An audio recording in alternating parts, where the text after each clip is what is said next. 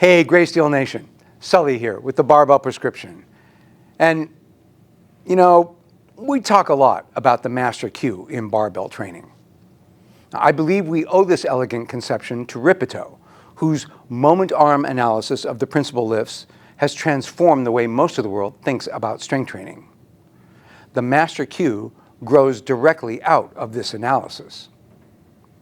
The master cue is simply this: keep the bar over the middle of the foot. The master cue is particularly salient in the squat, but is certainly not limited to that one movement. It clearly has no place in the bench press, and there seems to be some argument about its role in the overhead press.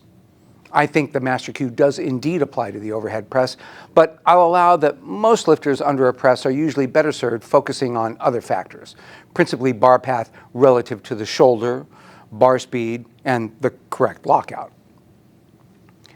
But for the deadlift, and especially the squat, there can be no doubt the master cue is a primary component of our thinkage of the lift. If you are deadlifting or squatting any non-trivial amount of weight and you are on your toes or back on your heels, well, then it sucks to be you. You are either going to have an unpleasant experience moving a weight that should feel lighter, or you're going to miss. Now, what seems to me particularly tragic in such situations, where things go to hell because the weight is not over the middle of your foot, is that it's your foot. It's not somebody else's foot.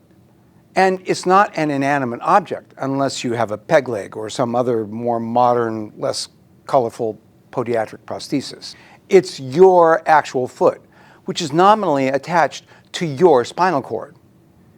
And I have been given to understand that your spinal cord then passes that information on to the wrinkly hat of gray electric meat in your skull, leading to an actual apprehension of where the load is in your mind. But no! Part of my development as a coach has been the incipient realization that most people, while under the bar, don't actually perceive the load in their feet. They feel the weight in their hands and on their shoulders. They feel the stress in their hammies, in their triceps, their quads, their backs. They feel the tension in their lats and their glutes.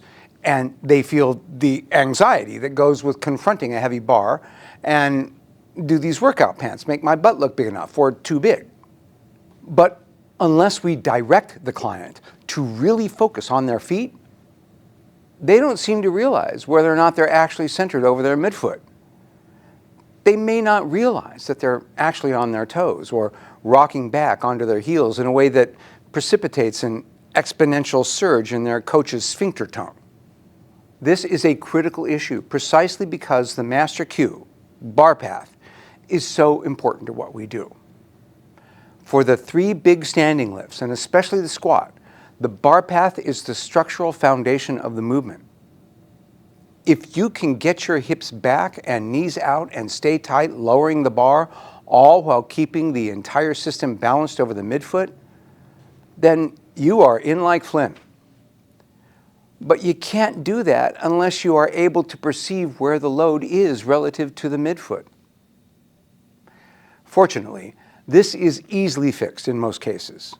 And it's a fix that applies outside the gym because life is a metaphor for training.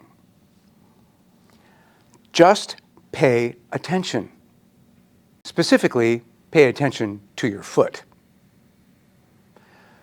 Starting with your next set of warm-ups, pay attention to your bar pathometer, the gauge on the bottom of your foot, where you connect to the planet via the gravitational field.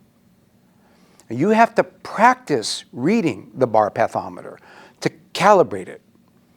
You have to really pay attention to the phenomenology of your foot in contact with the floor and realize that you can feel the bar path in the soles of your feet.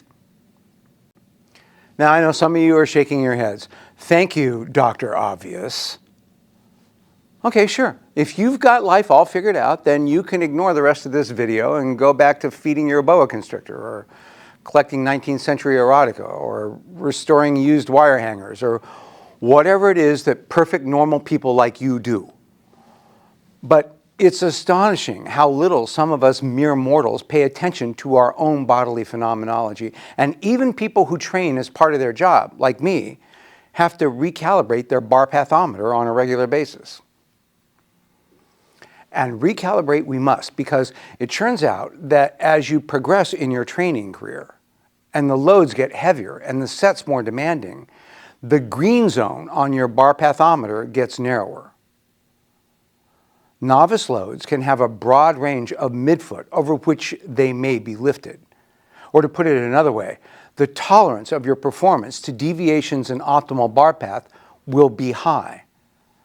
But when you put late intermediate or advanced loads on your back or in your hand, small deviations before or behind the midfoot can make a huge difference. And you won't be able to avoid them if you can't even feel them. And you won't feel them if you don't practice feeling them. And this is especially true as we get older and our proprioception becomes more challenged. The bottom of your foot in contact with the platform is giving you a ton of information about your bar path. It's time to take that concept from the abstract to the concrete. Pay attention to your bar pathometer and start the lifelong process of calibrating it for better performance. Thanks for watching. If you found this useful, give us a like and subscribe for more content for the athlete of aging. Stay strong, stay healthy, and live life well.